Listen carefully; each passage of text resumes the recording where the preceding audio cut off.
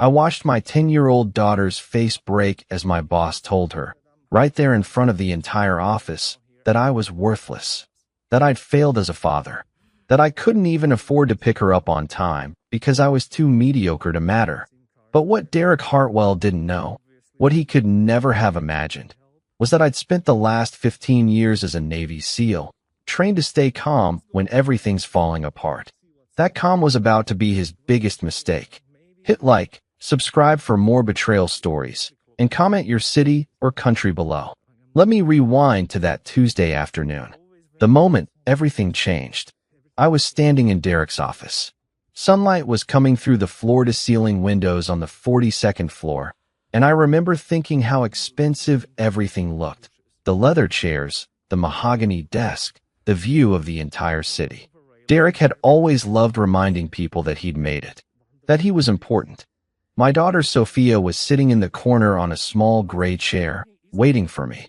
She was supposed to be in school, but my ex-wife Rachel had called that morning asking if I could pick her up early.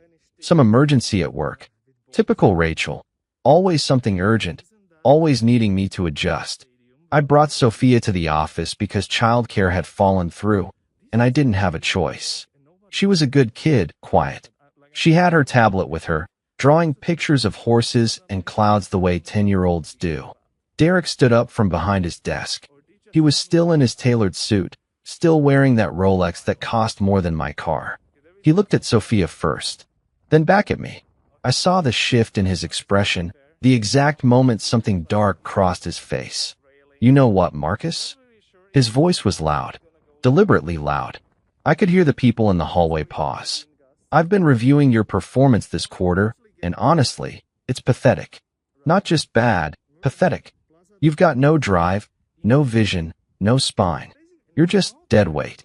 Middle-aged, mediocre, going nowhere. And your salary? I still can't believe HR approved it." My chest tightened. My hands went cold. Then he turned to Sophia. "That's why your dad can't even pick you up on time from school, sweetie," Derek said, his voice dripping with fake concern. "He's not important enough at his job. That's what happens when you're not good at anything. You end up like your dad." The office went silent. Not just quiet, silent. The kind of silence that happens when everyone's holding their breath because they know something terrible just happened. I looked at my daughter. Her eyes were getting wet. She was trying not to cry, trying to be brave, but she was 8 years old. No, she was 10. I'm sorry, she was 10, and she'd just watched a powerful man tell her that her father was worthless. I didn't yell. I didn't throw his coffee cup through the window. I didn't do any of the things my old training wanted me to do.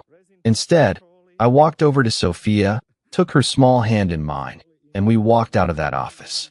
Past the stairs, past the whispers, down the elevator, out of the building. In the car, she asked me, "Dad, is Mr. Derek right? Are you not good enough?" I told her, "No, baby. He's just a scared man who needs to make other people feel small so he can feel big. That's his weakness, not yours. And it's not mine either." But I was lying, and I think she knew it. That night, I couldn't sleep. I kept replaying the scene. Derek's smile. Sophia's confused, hurt face. The silence of 30 people who did nothing. The powerlessness of it all. I lay in bed next to my wife Rachel, and that's when I started noticing things I'd been too blind to see. Her phone was always in her hand. She'd smile at the screen and turn it away from me. She started wearing perfume on random days she stayed home. Her voice changed when she got unknown calls. She said she was going to the gym, but she'd come home without breaking a sweat. She'd say she was meeting a friend, but her wedding ring would be off when she got back. I wasn't stupid. I was just refusing to see. 3 days after Derek humiliated me in front of my daughter, Rachel left her phone on the kitchen counter while she was in the shower. One message was open, just one line visible on the screen. "Can't wait to see you tonight. He'll be working late. Miss you." The number wasn't saved in her contacts. But I knew. Deep in my bones, I knew exactly who it was. My boss. The man who just told my daughter I was worthless had been sleeping with my wife for God knows how long. That night, I didn't sleep. I sat on the couch with my phone in my hand, staring at that one text message. Can't wait to see you tonight. He'll be working late. Miss you. My hands were shaking. Not from anger. Not yet. From something worse. From the realization that I'd been living a lie, and I was the only one who didn't know it. Rachel came out of the shower wrapped in her pink towel, humming to herself. Humming. Like she was happy. She didn't see me sitting there in the dark. She walked past me and went into the bedroom, and I heard her opening drawers, moving around. I heard the blow dryer start up. I didn't confront her. Not yet. That would have been stupid. My SEAL training kicked in. Observe, assess, plan. Don't react. Don't let them see you know. The next morning, I did something I'd never done before. I asked Rachel where she was going. She said the gym. I followed her in my truck, staying 3 cars back. She didn't go to the gym. She went to the Riverside Hotel on 5th Avenue, the expensive one with the glass lobby and the high-end restaurants. She walked in like she owned the place, wearing sunglasses and a dress she'd bought last week that I'd seen the credit card charge for. I sat in the parking lot for 2 hours. Then Derek pulled in. My boss. The man who'd humiliated me in front of my daughter 2 days ago. He went into the same hotel, and I knew exactly where he was going. I didn't go inside. I just sat there in my truck, both hands on the steering wheel, and I let it sink in. My wife. My boss. How long? Weeks? Months? How many times had Rachel told me she was at the gym while she was actually in a hotel room with Derek? How many times had she kissed me goodnight after kissing him? And Sophia, had she ever seen them together? Had my daughter ever figured it out? I drove home slowly, carefully. I didn't rush. I didn't lose control. I just drove and thought about what I knew and what I didn't know. I thought about the fact that Derek had chosen to humiliate me in front of my child precisely because he knew he had that power over me. He wasn't just sleeping with my wife. He was enjoying the fact that I didn't know. That I was weak and blind and clueless while he was living out some fantasy of power and superiority. That made it worse somehow. It wasn't just betrayal. It was cruelty. When I got home, Rachel was already back from the gym, showered again, wearing different clothes. She was making lunch for Sophia in the kitchen. She looked at me like nothing had happened. Like she hadn't spent the last 2 hours in a hotel room with my boss. Hey, babe, she said, smiling. Sophia's got soccer practice at 4. Can you pick her up at 6? I said yes. I said it normally. Like I didn't know. Like my world hadn't just collapsed into pieces. That night, I picked up Sophia from soccer. She was tired, her hair wet from the shower they have at the facility. She told me about her practice, about how she'd scored a goal, about her friend Mia, who was being mean to her. Normal stuff. Kid stuff. I listened and I drove, and I kept my hands steady on the wheel. Then she said something that broke me. Dad, why was Mr. Derek being so mean to you at your office? I froze. What do you mean, honey? When you took me to work. He was really mean. He said bad things about you. And he was mean to me too. My grip tightened on the steering wheel. What did he say to you? He said it was your fault I had to sit in his office. That you weren't important enough to pick me up on time. He said you weren't good at your job. I pulled over. I had to pull over because I couldn't see the road anymore. There was something in my chest that felt like it was going to explode, and I had to sit down and breathe and remember that I was trained for this. I was trained to stay calm. I was trained to think clearly when everything's falling apart. Sophia, listen to me, I said, turning to face her. Mr. Derek was wrong, and I'm going to make sure he never says anything like that to you again. Do you understand me? Never again. She nodded, and I pulled her close, and I held her while she cried a little, and I made myself a promise right there in that car. Derek Hartwell had no idea who he was messing with, and by the time I was done, he was going to wish he'd never heard my name. The soccer fields were empty now. Just me and Sophia sitting in my truck in the parking lot, the sun starting to dip below the horizon. She'd stopped crying a few minutes ago, but she was still holding my hand tight enough that I could feel her pulse against my palm. I needed to ask her something, but I had to be careful. I couldn't put adult problems on a 10-year-old's shoulders. I was already doing that by letting her see Derek humiliate me. I wasn't going to make it worse by asking her to be my informant. But I needed to know. I needed to understand the scope of what Rachel and Derek had been doing. Sophia, I have a question for you, and I need you to answer me honestly, okay? You're not going to get in trouble. I just need to know the truth. She looked up at me, her eyes still red from crying. Okay, Dad. Have you ever seen Mr. Derek and Mom together? Not at work or at school events. I mean, have you ever seen them together when it was just the two of them? She was quiet for a long moment. Too quiet. I could see her thinking, deciding whether to tell me something she'd been holding on to. One time, she said finally, Mom said I could go to the mall with my friend Leah and Leah's mom. We were supposed to meet at the shopping center at 3 o'clock. But when we got there early, we went to get smoothies at the juice place first. And I saw Mom and Mr. Derek in the lobby of the hotel next to the mall. My entire body went cold. They were holding hands, Dad. And Mr. Derek was kissing Mom's neck. And Mom was laughing. And then they went into the elevator together. I couldn't speak. I couldn't move.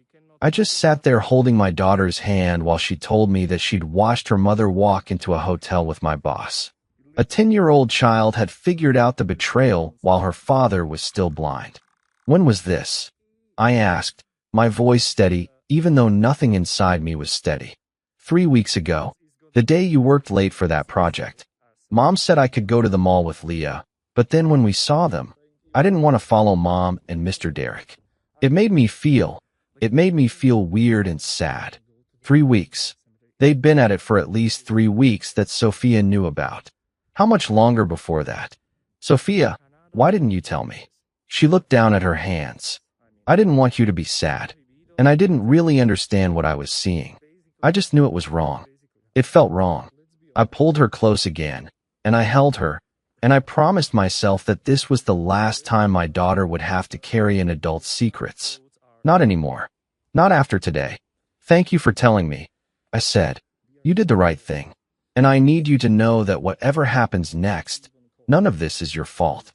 Not any of it. You understand me. She nodded against my chest. I drove her home slowly, and when we got there, Rachel was in the kitchen making dinner. She looked happy. She was wearing the dress Derek likes. I could see that now. I could see all of it now that my eyes were open. The way she checked her phone. The way she smiled at messages. The way she'd started wearing makeup even on days she stayed home. I stayed calm. I helped Sophia with her homework. I ate dinner. I tucked her into bed and read her 2 chapters from the book we were reading together. I kissed her forehead and told her I loved her more than anything in the world. Then I went downstairs. Rachel was on the couch watching Netflix, her phone in her hand. I sat down next to her, and I didn't say anything at first. I just looked at her face. This woman I'd married 15 years ago. This woman I'd built a life with. This woman who'd just given birth to the most beautiful thing I'd ever seen. Rachel, I need to ask you something, and I need you to tell me the truth. She looked at me, and something in her expression changed. She knew. I don't know how she knew, but she knew that I knew. What? She said, and her voice was already defensive. Are you sleeping with Derek? She didn't answer right away.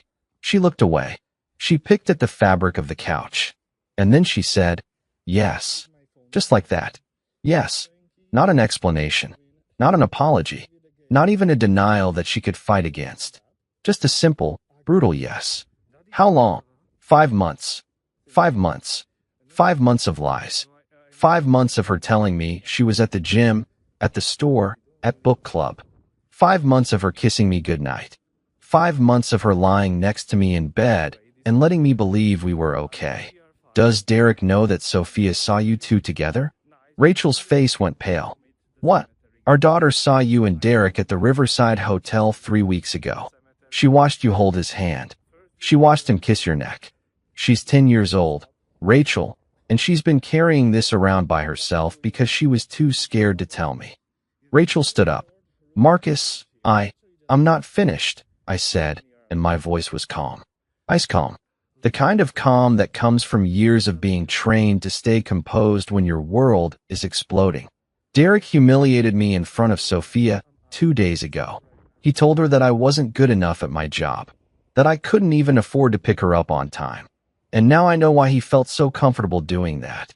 He felt like he had power over me because he'd been inside my wife. Because he was living out some fantasy where he's better than me, stronger than me, more important than me. Marcus, it's not like that. What's it like then?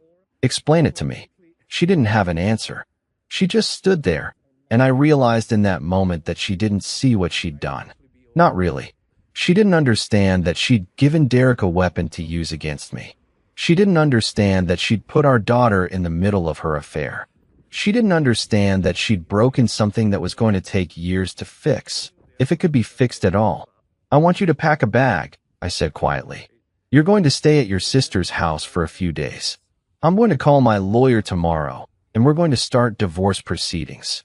She started crying then. She reached for me. Marcus, please. I made a mistake. I was lonely. Derek paid attention to me, and, stop, I said. I don't want to hear it. Not right now. Right now, I need you away from my daughter. And I need to figure out what comes next. She left an hour later with a suitcase and red eyes. I sat in the dark living room after she was gone, and I thought about everything that had led to this moment. Derek's cruelty, Rachel's infidelity, Sophia's silent knowledge. And I thought about what I had to do next. My SEAL brothers had always told me that I was good at one thing: solving problems, eliminating threats, taking action when everyone else was frozen. It was time to use those skills for something that mattered. It was time to make sure Derek paid for what he'd done. Not with violence. I was past that now. But there were other ways. Better ways. Ways that would destroy him far more completely. I didn't sleep that night. I sat at the kitchen table with my laptop and a cup of cold coffee, and I started documenting everything. Every text message I could remember. Every time Rachel had said she was somewhere she wasn't. Every time Derek had been cruel or dismissive to me at work. Every comment he'd made that was unprofessional or demeaning. I opened a new email account, something completely separate from my regular one, and I created a folder on my laptop where I'd save everything I was about to collect. No emotion, no rage, just facts, just evidence. That's when I realized something crucial. I wasn't angry anymore. Anger was a luxury I couldn't afford. Anger clouds judgment. Anger makes you reactive instead of strategic. And I'd spent 15 years in the Navy SEAL teams learning how to stay strategic when everything around you is burning. The next morning, Sophia asked where her mom was. I told her that mom was staying at Aunt Jennifer's house for a little while, and that sometimes grown-ups need space to figure things out. She didn't ask any more questions. She just ate her cereal and went to school. At work, I was a ghost. I went to meetings. I did my job. I was professional and courteous to everyone except Derek. With him, I was cold, distant. I didn't avoid him. That would have been suspicious, but I didn't seek him out either. And when he tried to talk to me, I kept it brief. Professional. No emotion. 2 days later, I got a call from Rachel. She was crying. She wanted to talk. She wanted to meet. We met at a coffee shop on neutral ground. Not her sister's place. Not my house. Somewhere public where she couldn't create a scene. She was wearing no makeup, and her eyes were swollen from crying. She looked small. Smaller than I'd ever seen her. I've been thinking about what you said. She started before I even sat down. And I want to make this right. I want to come home. I want to fix this. I ordered a coffee before I answered. I needed a moment to choose my words carefully. Rachel, I need to ask you something, and I need you to be completely honest with me. Not for me. For Sophia. She nodded, waiting. Did Derek ever say anything to you about me? About my job, my performance, my value as a person? Her face flushed. She looked away. Tell me. He said a lot of things. He said you were stagnant, that you'd never move up in the company, that you were comfortable being mediocre. He said, she stopped. He said what? He said you weren't good enough for me, that I deserved better, that he could give me the life I wanted while you were just going through the motions. There it was. That was the manipulation. That was Derek planting seeds in her mind, making her doubt me, making her feel like she was somehow settling. It was sophisticated cruelty. It was the kind of thing that works because it targets a real insecurity, The fear that maybe you're not enough. Did you believe him? I asked. At first, no. But after a while, after he kept saying it, I started to wonder if maybe he was right. Maybe I was just being practical. You were having an affair because Derek Hartwell told you that you deserved better than me? It wasn't just that. It was the attention. It was feeling wanted. It was betrayal, I said quietly. It was lying to Sophia. It was putting our 10-year-old daughter in the position of knowing something that would destroy her family, and you didn't even consider that. You didn't even think about her. Rachel started crying again. I know that now. I'm sorry. I'm so sorry. I'm filing for divorce, I said. I'm going to seek full custody of Sophia, and I'm going to make sure that Derek Hartwell never has the opportunity to manipulate anyone ever again. She reached across the table to grab my hand, but I pulled it away. Marcus, please. Please don't do this. Please don't take Sophia away from me. You made your choices, Rachel. Sophia will still see you. But visitation will be supervised until I'm confident that you're not going to let Derek or anyone else like him influence your judgment about our daughter's safety and well-being. How can you be so cold about this? Because I have to be, I said. Because the alternative is letting my anger destroy everything, and I'm not going to do that. I'm not going to let Derek win by turning me into someone who's consumed by rage. So instead, I'm going to be strategic. I'm going to be careful, and I'm going to make sure that justice actually means something. I stood up to leave. Marcus, wait. What are you going to do? I looked at her for a long moment. I'm going to do what I do best. I'm going to solve the problem. I walked out of that coffee shop, and I drove straight to a private investigator's office in downtown. I'd researched this carefully. The guy's name was Vincent Cross, and he had 20 years of experience in corporate investigations. I sat across from him in his small office and told him everything. I need documentation, I said.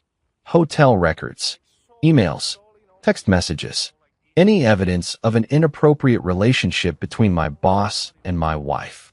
But I also need you to look into his professional conduct. If he's been this reckless with an affair, he's probably been reckless with other things. I need to know if he's violated company policy, if he's harassed other employees, if there's anything in his professional record that we can use. Vincent smiled, not a friendly smile, but a professional one. The smile of a man who understood exactly what I was asking for. This is going to cost you, he said. Money's not an issue. I need results. How fast? Fast. He nodded. 2 weeks. I can have preliminary findings in 2 weeks. Do it. I left his office feeling something I hadn't felt since Rachel admitted the affair. I felt like I had control. I felt like I was taking action. I felt like I was protecting my daughter by making sure that the man who'd humiliated her and betrayed our family would face real consequences. Derek Hartwell had no idea what was coming. 2 weeks later, I was sitting in Vincent's office again, and everything had changed. On the surface, nothing looked different. I still went to work. I still did my job. I still picked up Sophia from school and helped her with homework and made sure she was safe and loved. But underneath all of that, something had shifted. I'd made a decision that was going to reshape everything. Vincent slid a folder across his desk. Inside were hotel records, credit card statements, photographs, and emails. Lots of emails. Derek and Rachel had been sloppy. They'd used their work emails sometimes, believing that no one would look. They'd charged hotels to personal credit cards. They'd left digital breadcrumbs everywhere. But that wasn't the most interesting part. Your boss has a pattern, Vincent said, leaning back in his chair. The affair with your wife isn't his first. There's a woman in accounting named Melissa Chun. She filed a complaint 3 years ago about harassment. The company settled with her quietly. Before that, there was someone in HR named Jessica Morrison. She quit after Derek made unwanted advances toward her. And before that, how many? I asked. At least 6 that I can find documented evidence of. There might be more. Some of these women were too scared or too embarrassed to report it formally. I felt something cold settle in my chest. This wasn't just about my wife. This wasn't just about Derek sleeping with Rachel. This was about a pattern of behavior. This was about a man who'd learned that he could get away with it because money and position made him untouchable. And the embezzlement. Vincent smiled. Now that's interesting. Derek's been moving money. Small amounts. 50,000 here, 100,000 there. It's hidden in expense reports and vendor payments. But it's there. My accountant found it. Over 3 years, he's moved approximately $2 million into offshore accounts. $2 million. My boss had been stealing from the company while simultaneously harassing and manipulating female employees. This was beyond betrayal now. This was criminal. I can give you all of this, Vincent said. But I need to ask you something first. What are you planning to do with it? I thought about Derek's smile when he humiliated me in front of Sophia. I thought about Rachel's confession. I thought about the other women he'd hurt. I thought about all the times I could have let my anger consume me. All the moments I could have done something violent or destructive. I'm going to destroy him, I said. But not the way you might think. That night, I called my lawyer, a woman named Patricia Summers who specialized in family law, but had connections throughout the legal and business community. I told her everything. The affair, the harassment pattern, the embezzlement. I showed her Vincent's documentation. This is serious, Patricia said, her eyes moving across the pages. Really serious. If you take this to the company's legal department and the board of directors, Derek's career is over. Potentially his freedom too, depending on how the embezzlement investigation goes. I know. And you're sure about this? You understand that once you start this process, it can't be stopped. I'm sure. The next morning, I did something that felt strange. I went into work and I acted normal. I sat in meetings with Derek. I listened to him bark orders and make jokes at other people's expense. I watched him smile and felt nothing. No anger. No rage. Just the quiet certainty of someone who knows what's coming. During lunch, I met with Patricia at a restaurant near the office. We reviewed the strategy one more time. We're going to file a formal complaint with HR, she explained. We're going to present the documentation of the affair, but more importantly, we're going to present evidence of the harassment pattern. We're going to provide the company with Vincent's findings regarding the embezzlement. We're going to give them everything they need to launch an internal investigation. What about the divorce?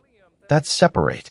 But the documentation of Derek's infidelity and the affair with your wife will be part of your custody case. It shows poor judgment, moral character issues, and it's relevant to establishing that Derek's been a negative influence in your family's life. And Derek? What happens to him? Patricia looked at me carefully. That depends on what the company does and what law enforcement does. But if they're smart, and they usually are when presented with this kind of evidence, they'll fire him immediately. They'll refer the embezzlement to the district attorney, and they'll likely settle with the other employees he harassed to avoid a larger lawsuit. He goes to prison? Possibly. The embezzlement alone could get him 5 to 10 years if the DA decides to prosecute aggressively. I nodded. That wasn't the goal, but it was a consequence. I'd accepted that a long time ago. That afternoon, I met with the company's HR director and general counsel. I brought Patricia with me.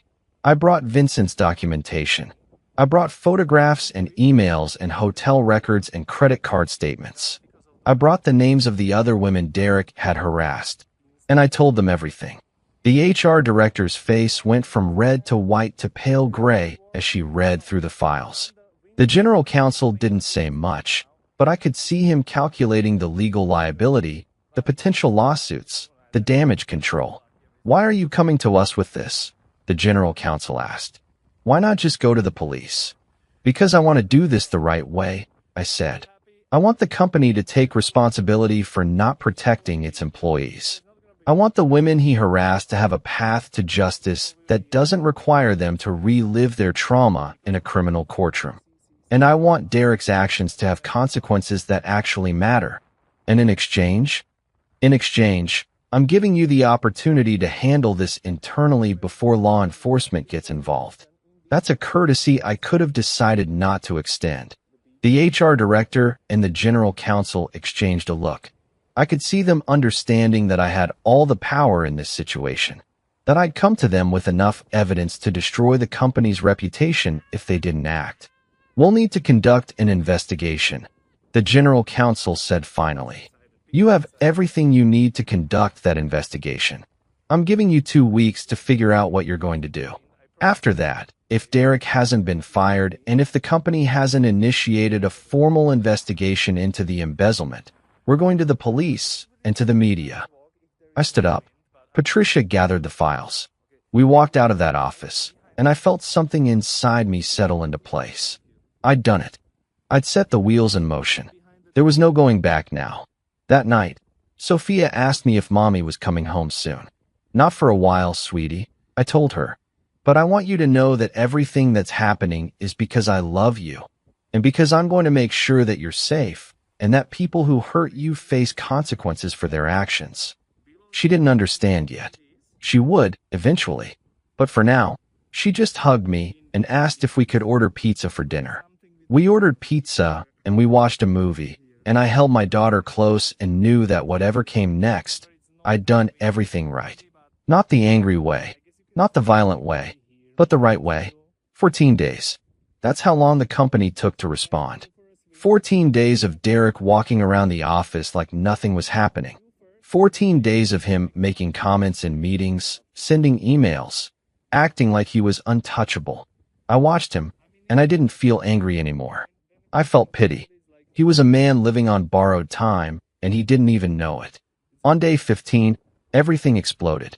The general counsel called an emergency meeting with Derek. I wasn't in the room, but I heard about it later. They'd fired him on the spot. They'd told him that they'd discovered evidence of embezzlement and harassment, and they were referring everything to law enforcement and to the company's board of directors. They'd escorted him out of the building with a box of his personal items while security watched. Derek tried to fight it.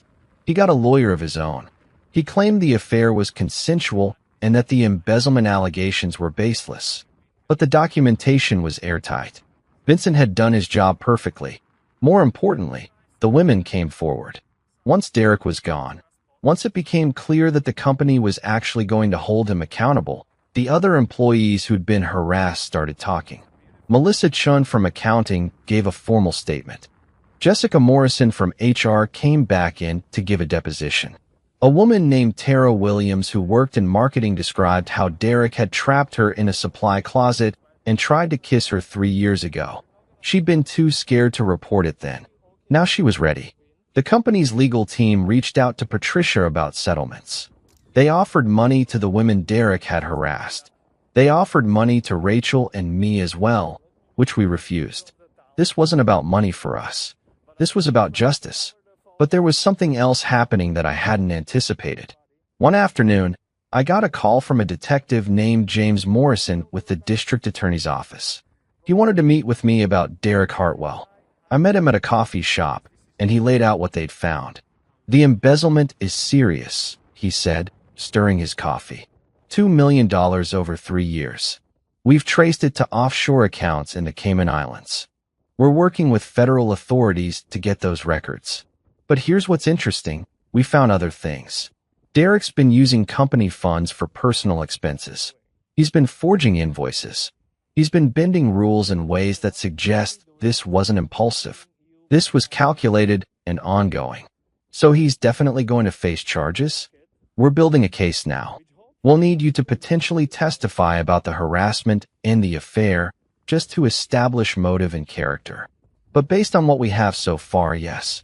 We're confident we can file charges for embezzlement, wire fraud, and potentially securities fraud, depending on what else we find. I nodded. This was the part I'd been waiting for. This was the part where Derek's actions actually had legal consequences. There's something else, Detective Morrison said. We found evidence that Derek had been planning to leave the country. We found plane tickets booked under a false name, a new passport application in process. If you hadn't come forward when you did, if you hadn't given us that documentation when you did, he would have disappeared. He would have fled to the Cayman Islands with $2 million of the company's money, and we probably never would have caught him. I thought about that. I thought about Derek running. Derek starting a new life somewhere else with money he'd stolen. Derek escaping all consequences. You stopped that from happening, Detective Morrison said. You and your investigator gave us enough to move fast enough to catch him before he could disappear. The next week, Patricia and I had a meeting about the custody case. Rachel's lawyer had been in touch. Rachel wanted to negotiate. She's offering to agree to your custody terms, Patricia told me. Full custody for you. She's asking for supervised visitation, which is what you wanted anyway, and she's willing to pay child support despite her limited income right now. She's also agreed to go through counseling and anger management before she can request unsupervised visitation. How long? I asked. She's suggesting 2 years of supervised visitation, then a review of the arrangement based on her progress in therapy and her demonstrated judgment. 2 years seemed reasonable. 2 years would give Sophia time to process what had happened. 2 years would give Rachel time to understand the damage she'd caused. And 2 years would give me time to make sure my daughter understood that her mother's choices were not her father's fault. I agreed to the terms. The divorce was finalized 3 weeks later. It was quick because Rachel had stopped fighting.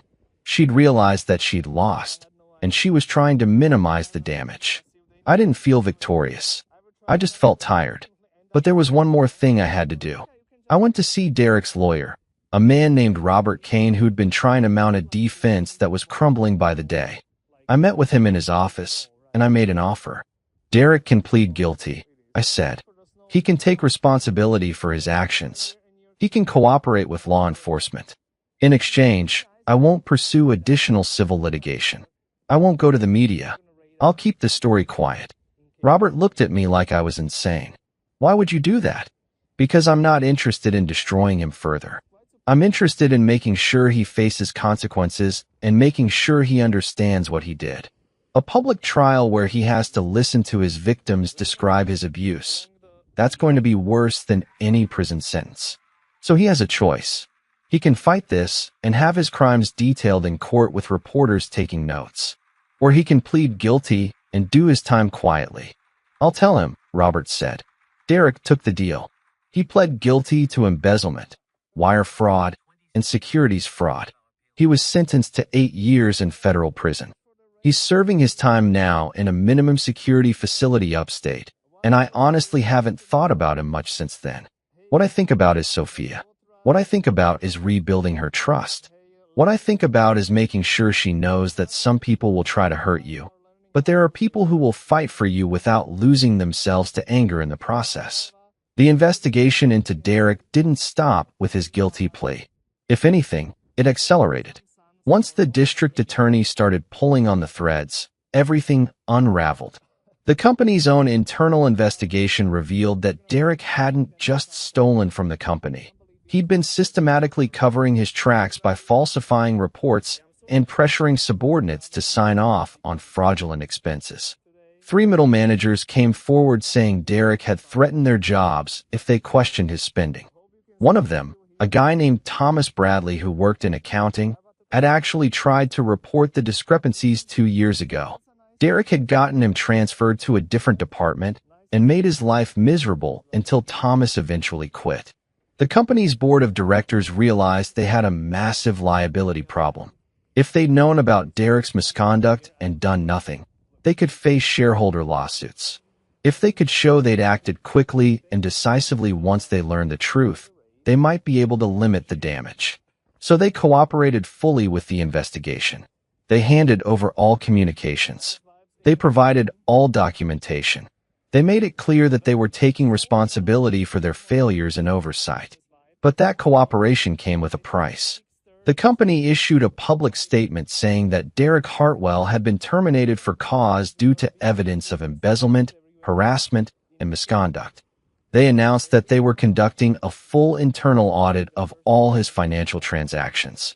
They committed to providing settlements to all employees who'd experienced harassment or misconduct. The press picked it up immediately. Local news stations started running stories. Local executive accused of sexual harassment and embezzlement. The business journals dug deeper. They found information about the offshore accounts. They found the pattern of harassment going back years. They found evidence that the company had known about some of the harassment and had quietly paid off victims without addressing the underlying problem. Derek's name was everywhere. Everywhere in a way that destroyed him. I wasn't mentioned in most of the stories. Patricia had made sure of that. She'd kept my name out of the public record as much as possible. I was just a former employee or an anonymous witness. But in the business community, people knew. People whispered about the Navy guy who'd worked in IT and who'd somehow brought down the executive vice president. Some people respected me for it. Some people were afraid of me. And some people, I'm sure, thought I was just settling a personal score. I didn't care what they thought. What I cared about was that Derek was gone. What I cared about was that the other women he'd harassed were getting justice and compensation. What I cared about was that Sophia was safe. But something unexpected happened about 6 months after Derek's guilty plea. A woman named Elena Rodriguez came to Patricia's office. Elena had worked in Derek's department, and she'd witnessed his harassment of other employees. She'd also witnessed something else, something that neither Vincent nor the investigators had found. Derek had been stealing from individual employees' expense accounts. Not just company money. Personal reimbursements for work-related travel and meals. He was small-time skimming from dozens of people, amounts that ranged from $50 to a few $100s. Most people probably didn't even notice it. But when you added it all up, it came to another $300,000 over 2 years. Elena had documentation. She had spreadsheets. She had evidence. Why didn't you come forward earlier? Patricia asked her. Because I was scared, Elena said. Derek made it clear that if anyone talked about his behavior, they'd be fired. He said he had connections. He said he could ruin people's careers. I just kept my head down and tried to survive. Patricia filed additional charges against Derek based on Elena's evidence. The federal prosecutors added more fraud counts to his case.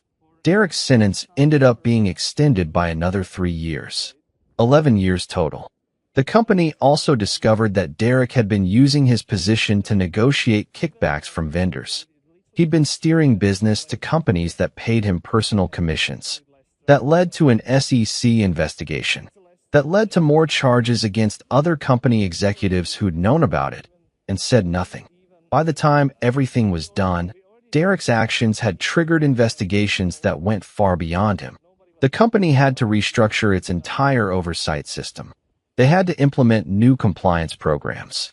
They had to fire several executives who'd enabled Derek's behavior. The stock price dropped 15%. There were shareholder lawsuits. There were federal audits. All because Derek had decided to humiliate me in front of my daughter. All because Derek had decided that he could take whatever he wanted, money, women, respect, without facing consequences. I watched it all happen from a distance. I didn't feel satisfied. I didn't feel vindicated. I just felt like justice was actually working the way it's supposed to work. Derek's actions had consequences. Real, lasting consequences. 3 months into Derek's prison sentence, I got an unexpected visitor. Thomas Bradley, the accountant who Derek had pushed out of the company, came to see me. He'd started a new job at a different firm, and he wanted to thank me. I knew something was wrong. Thomas said, sitting in my living room. I tried to report it, and Derek destroyed me for it. I was angry. I was hurt. I thought maybe it was my fault, that maybe I'd misunderstood something. But then when your investigation came out, when everything was exposed, I realized I wasn't crazy. I wasn't wrong. Derek really had been stealing, and I was right to try to report it. I'm sorry he treated you that way, I said. I'm sorry it took someone like you, someone with the resources and knowledge to fight back, to actually stop him, Thomas said. Imagine how many women would still be getting harassed if you hadn't had the money for a private investigator. Imagine how much more Derek would have stolen if he hadn't gotten caught. For most people, there's no justice. There's just survival. After Thomas left, I thought about what he'd said. He was right. I'd had advantages that other people didn't have. I'd had training and discipline and financial resources and the confidence that comes from a military background. I'd had access to a good lawyer and a skilled investigator. A lot of people in situations similar to mine never get justice because they can't afford to fight back. But Sophia had gotten justice. She'd gotten a father who fought for her using every tool at his disposal. And that was something. That was everything. 9 months into Derek's prison sentence, something happened that I didn't see coming. I was at home with Sophia, helping her with her homework, when Patricia called. Her voice was different, urgent in a way I hadn't heard before. "We need to meet," she said. "Tonight. Bring any documentation you have about Derek's accounts and the offshore transfers." "What happened?" I asked. "Just meet me. 1 hour. My office." I got a sitter for Sophia and drove to Patricia's office in downtown. She was waiting for me with a federal prosecutor named Susan Chun and Detective Morrison. "We found something," Susan said, spreading documents across Patricia's conference table. "Something that wasn't in the original investigation because we didn't know where to look. Derek's embezzlement wasn't random. It was intentional. It was targeted." "Targeted at what?" I asked. "At the company's CEO and board members," Detective Morrison said. "Derek was blackmailing them." I felt my stomach drop. Susan explained. Derek had discovered that the CEO, a man named Richard Stratton, had been using company money to fund a second family in another state. Derek found the documentation, the house purchases, the monthly payments, the forged business expenses to cover it all. Instead of reporting it, Derek used it as leverage. He'd been extorting money from Stratton for 5 years. Stratton would approve Derek's fraudulent expenses in exchange for Derek keeping quiet about his own affair and his embezzlement. "But there's more," Detective Morrison continued. "We found evidence that Derek wasn't just blackmailing the CEO. He discovered similar vulnerabilities with 3 board members. One of them had been embezzling himself. Another had been involved in a cover-up of a workplace safety violation that had resulted in an employee's death. A third had been using company resources to fund a gambling addiction. Derek had dirt on all of them," I said, understanding now. "Exactly," Susan said. "Derek's embezzlement was partially self-dealing, but it was also payment for his silence. The CEO was paying him to keep quiet about the second family. The board members were allowing his financial fraud to continue because Derek had leverage over them." "This is much bigger than we thought," Detective Morrison said. "This isn't just about Derek stealing money. This is about systemic corruption at the highest levels of the company. Derek was operating as a blackmailer, extortionist, and embezzler all at once." I leaned back in my chair. The web was deeper and more complex than I'd realized. "What does this mean?" I asked. "It means new charges," Susan said, "against Derek for extortion and blackmail. It means investigations into the CEO and the board members. It means the company is going to face far more serious consequences than we initially thought. It means people are going to prison." "Including the CEO?" I asked. "Potentially. Depends on what evidence we can gather and how cooperative he decides to be." The next 72 hours were chaos. The federal prosecutors moved fast. They subpoenaed records from the CEO's personal bank accounts. They interviewed the board members. They started building cases for extortion, bribery, embezzlement, and conspiracy. The CEO, Richard Stratton, immediately lawyered up, but he also started cooperating. He gave a statement to prosecutors in exchange for immunity on the blackmail aspect of the scheme. He admitted to the second family, admitted to the embezzlement, admitted to paying Derek to keep quiet. The board members tried to fight, but one of them, the one who'd covered up the workplace safety violation, realized he was facing potential criminal charges for negligent homicide. He cooperated in exchange for a plea deal on the embezzlement charges. Within a week, federal indictments came down against 5 people: Derek, the CEO, and 3 board members. The company announced that the CEO was stepping down immediately pending the outcome of the federal investigation. They announced that the 3 board members were resigning. They announced that they were conducting a complete restructuring of their governance and compliance systems. The stock price plummeted. Shareholders sued. Major clients started looking for alternative vendors. The company that had seemed so stable, so powerful, so untouchable 6 months earlier was now in freefall. And Derek, sitting in his federal prison cell, had become even more valuable to prosecutors. He was now the key witness in cases against the CEO and board members. The federal prosecutors were offering him a deal, testimony in exchange for a sentence reduction. I found out about this through Patricia, who'd stayed in touch with Susan throughout the investigation. He's going to testify? I asked. Yes. Derek's smart enough to understand that his best chance of reducing his sentence is to cooperate fully with the government. He's going to testify against all 5 defendants, the CEO, the board members, and potentially even against himself to establish the pattern of corruption. How much time will he get knocked off his sentence? Probably 5 to 7 years if the testimony is substantial and credible, Patricia said. So instead of 11 years, he's looking at 4 to 6. I felt something shift inside me. This wasn't justice in the way I'd imagined it. This was Derek becoming a cooperating witness. This was Derek potentially getting a reduced sentence because he'd decided to turn on the people who'd been paying him for his silence. But it was also Derek admitting his guilt in open court. It was Derek describing his own crimes, his own cruelty, his own willingness to profit from blackmail and extortion. It was Derek being exposed completely. The trials didn't start until a year later. By that time, so much had changed. I was working at a new company. I'd been promoted to director of IT security, a position I'd gotten partly because of my reputation in the business community as someone who actually had the courage to fight corruption. People respected that, or they feared me. Either way, the result was the same. Sophia was in 6th grade. She was doing better. She was in therapy, talking to a counselor about what had happened with her parents. The counselor said she was processing things in a healthy way, that she understood her parents' actions weren't her fault.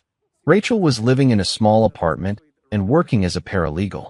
She'd been clean, no contact with Derek, no inappropriate relationships, no drama. She was paying child support.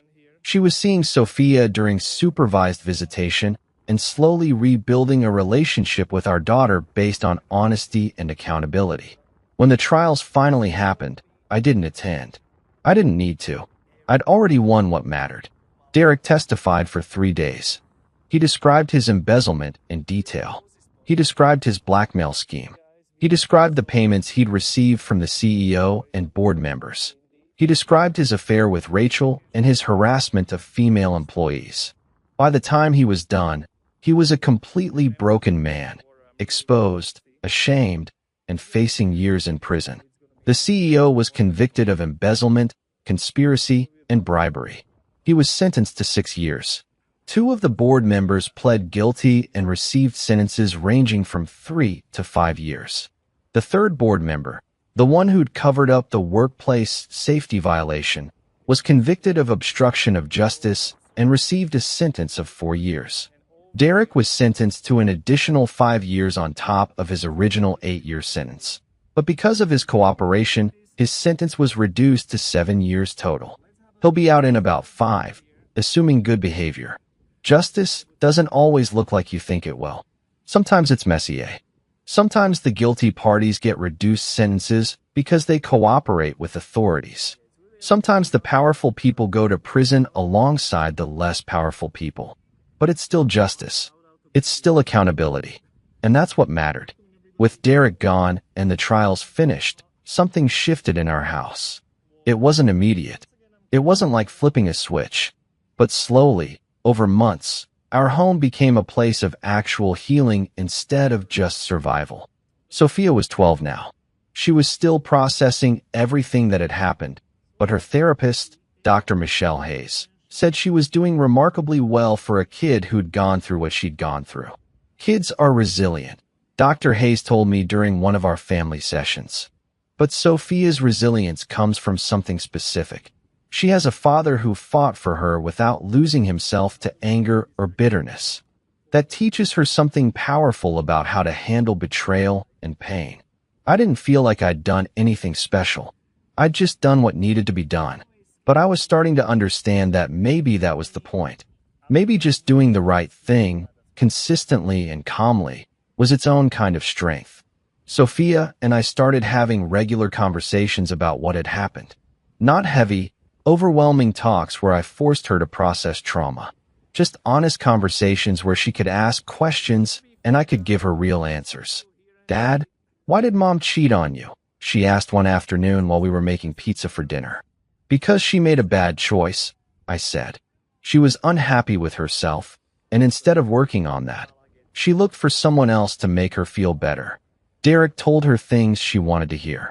He made her feel special and wanted. And for a while, that was enough to make her ignore the hurt she was causing me and you." "Do you hate her?" "No, baby. I don't hate her. I was angry for a long time. But hate, that's a poison that only hurts the person who's feeling it. So I let go of the hate a long time ago. But you're not together anymore." "No, because trust is broken now.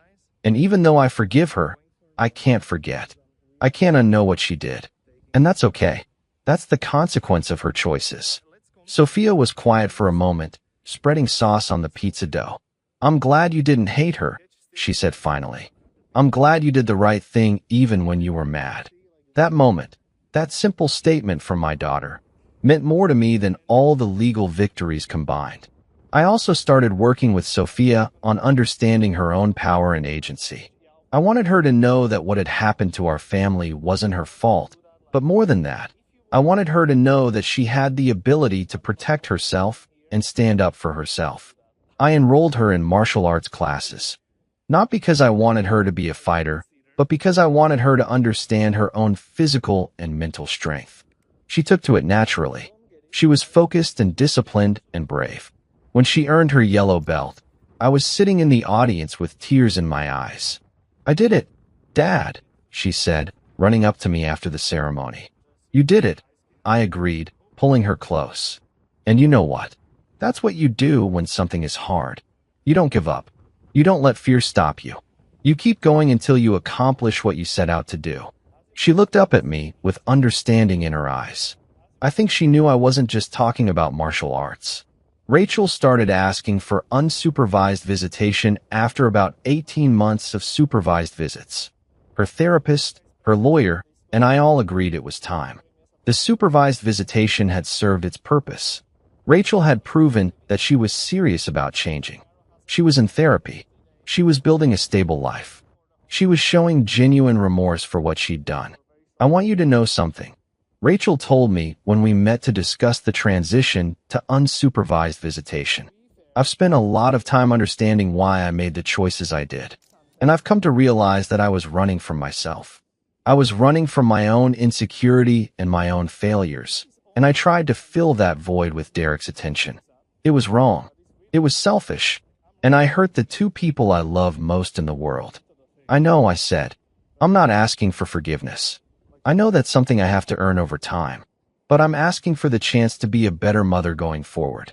To be honest with Sophia about my mistakes so she can learn from them instead of repeating them." "I think that's a good plan," I said. Sophia's relationship with her mother started to rebuild. Slowly, carefully, but genuinely. Rachel wasn't trying to be perfect or pretend that nothing had happened. She was just being honest and present and doing the work of being a good parent. One evening, about 2 years after everything had fallen apart, Sophia and I were sitting on the back porch watching the sunset. She was 14 now, turning into a young woman, but she was still my little girl in so many ways. "Dad, do you ever think about Mr. Derek?" she asked. "Sometimes," I said honestly. Not in an angry way anymore. Just, I think about what he did, and I'm glad that he's in prison. I'm glad that he can't hurt anyone else." "Do you think he's sorry?" "I think he's sorry he got caught. I don't know if he's truly sorry for what he did. Some people never get there. But that's not my problem to solve anymore." "I'm glad you fought for me," Sophia said. "I'm glad you didn't just let it go. I'm glad you did the right thing even when it was hard." I pulled her close, and we sat there watching the sun go down over the neighborhood. The light was turning everything golden and soft. There was a peace in that moment that I hadn't felt in a long time. "I'll always fight for you," I told her. Always. 3 years after Derek went to prison, Rachel called me. Her voice was different, shaky, uncertain. "Can we meet?" she asked. "Not with lawyers. Not in a formal setting. Just, can we talk?" I agreed to meet her at a coffee shop on a Saturday afternoon. Sophia was at a friend's house, and I had time. I wasn't sure what Rachel wanted, but I was curious enough to find out. She looked different, older, like someone who'd been through something that had aged her beyond her years. She ordered a coffee, and we sat at a small table in the corner. I've been thinking about what to say for weeks, Rachel began, and I still don't have the right words, but I need to try. Okay, I said. I've been in therapy for 3 years now, and my therapist helped me understand the depth of what I did. Not just the affair, that was bad enough, but the way I treated you, the way I lied to you, the way I put Sophia in the middle of my own selfishness. I've been carrying so much shame about it, Marcus. So much guilt. I didn't say anything. I just listened. Derek reached out to me. She continued. About 6 months ago. He's in a minimum security prison, and he has limited contact with the outside world. He wrote me a letter asking if I'd visit him. He said he wanted to apologize. He said he wanted to make things right. Did you go? I asked. No. I threw the letter away. And then I called my therapist, and we talked about why he'd written to me and what that meant. And I realized something. Derek was trying to manipulate me again. He was trying to make himself feel better by getting my forgiveness. He wasn't actually interested in my healing or in making things right. He was just interested in easing his own conscience. Rachel took a sip of her coffee. I'm telling you this because I want you to know that I'm not going back to him. I'm not going to let him back into my life in any way. But more than that, I wanted to apologize to you. Genuinely. For everything. I appreciate that, I said. Do you? Because I've spent years wondering if you'd ever actually forgive me. And I realized that maybe forgiveness isn't something you owe me. Maybe all I can do is live my life differently and hope that eventually you can see that I'm not the person I was. I've already forgiven you, Rachel, I said. And I realized as I said it that it was true. I had forgiven her. Not because she deserved it, but because holding on to anger wasn't helping me or Sophia anymore. I forgave you a long time ago. That doesn't mean I trust you the way I used to. That doesn't mean we're going to get back together. But I don't hate you, and I don't wish bad things for you. I just want you to be a good mother to Sophia and to live a good life. Rachel's eyes filled with tears. Thank you. That's more than I deserve. It's not about what you deserve, I said. It's about me deciding that I'm not going to let what you did destroy me. And I'm not. So we're good. You and me, we're okay. Over the next year, Rachel continued to rebuild her relationship with Sophia. It wasn't perfect. There were moments when Sophia would pull away, moments when the hurt would surface. But they were working through it honestly, without pretense. Sophia asked Rachel directly about the affair one afternoon during one of their visits. Why did you do it? Sophia asked. Why did you cheat on Dad? Rachel didn't make excuses.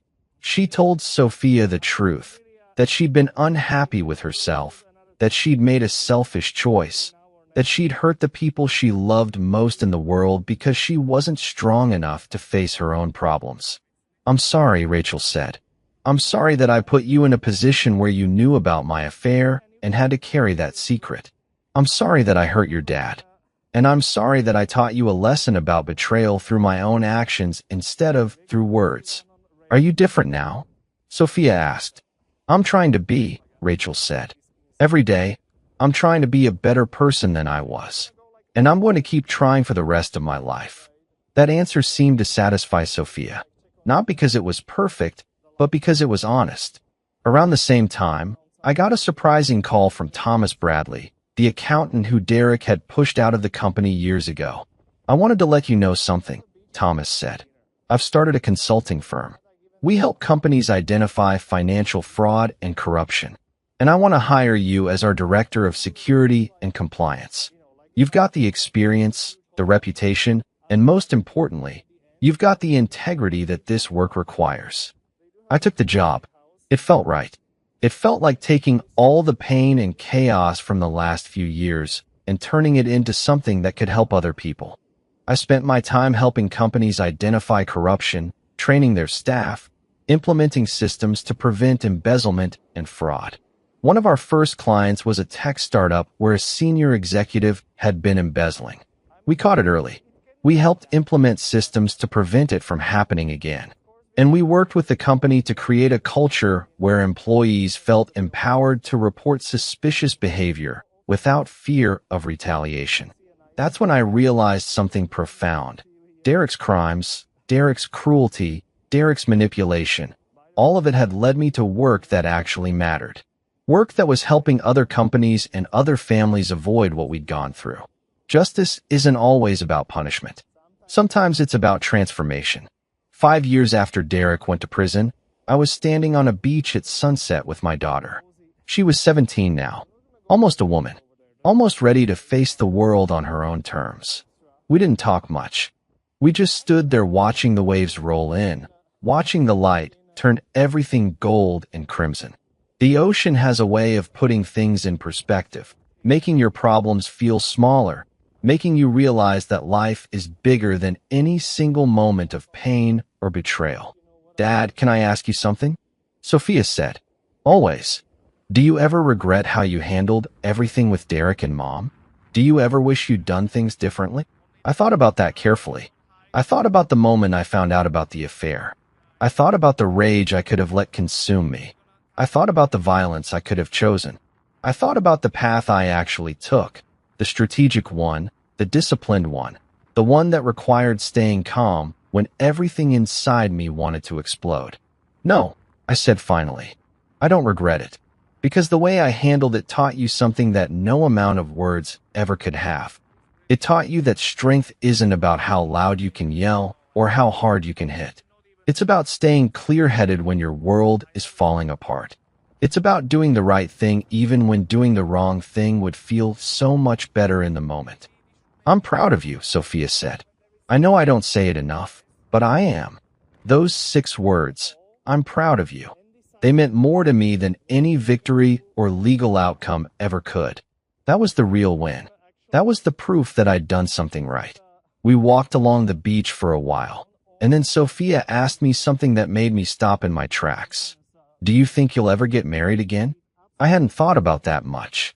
I'd been so focused on being a good father, on building a stable life for Sophia, on my work with Thomas's consulting firm. Romance felt like something that belonged to a different version of my life. "Maybe," I said, "if I meet someone who understands who I am and what I've been through. But I'm not looking for it. It'll happen if it's meant to happen." "Good," Sophia said, "because I want you to be happy, Dad. Not just okay. Actually happy." "I am happy," I said, and I realized it was true. I was happy. Not in the way I'd been before everything fell apart. That was a different kind of happiness, built on illusions. This happiness was deeper. It was earned. It was built on solid ground. We drove home as the last light faded from the sky. Sophia was quiet, looking out the window, lost in her own thoughts. I knew she was processing a lot. She was at that age where childhood was ending and adulthood was starting. She was figuring out who she wanted to be and what kind of person she wanted to become. At one point, she turned to me and said, "I'm going to be a lawyer." Yeah. I want to help people who've been hurt by people like Derek. I want to make sure that people who do bad things actually face consequences. I want to be the kind of person who fights for justice the way you did." I felt something break open in my chest. The good kind of breaking, the kind that lets light in. "That's a beautiful dream," I said. "It's not just a dream," Sophia said. "It's what I'm going to do." To my viewers, before I finish, I need to speak directly to you. If you're watching this story, if you've stayed with Marcus and Sophia through all of this, thank you. Thank you for believing in the power of doing the right thing even when it's hard. Thank you for understanding that real strength isn't about revenge or violence. It's about dignity. It's about staying true to yourself when everything's falling apart. I have a question for you. Where are you watching from? What country are you in? Drop your city or country in the comments below.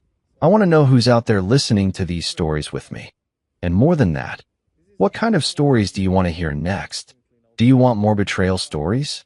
Do you want more revenge narratives? Do you want stories about family conflict and justice? Do you want stories about Navy SEALs and military heroes? Comment down below and tell me what speaks to your heart. Tell me what keeps you up at night wondering what happens next. Like this video if you believe in justice done the right way.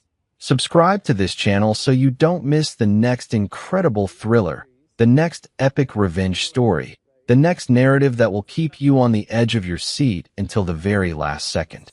I promise you, the stories are coming. The twists are coming. The moments that will make you gasp and shock you and keep you thinking long after the video ends. Because that's what we do here.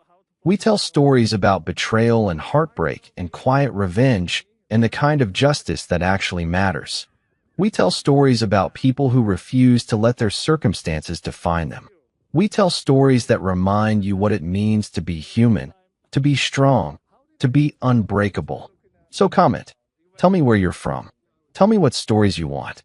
And get ready, because the next story is going to be even more incredible than this one. Marcus stood on that beach one more time, 3 months later. Sophia was at college now, starting her first year as a pre-law student. She was going to change the world. I knew it with absolute certainty. I whispered something to the ocean, to the universe, to whatever force had guided me through the darkness and brought me to this place of light. Thank you, I whispered, for teaching me that the strongest people aren't the ones who never break. They're the ones who break and rebuild themselves stronger. They're the ones who choose dignity over destruction. They're the ones who understand that some battles are won not with fists, but with integrity. The waves rolled in. The sun set. And Marcus understood finally that the humiliation Derek had inflicted on him in that office all those years ago, that moment had been the beginning of something extraordinary. It had been the moment everything changed. It had been the moment he'd been forced to become the man his daughter needed him to be. Not through revenge, through redemption, not through destruction, through justice, not through anger, through love.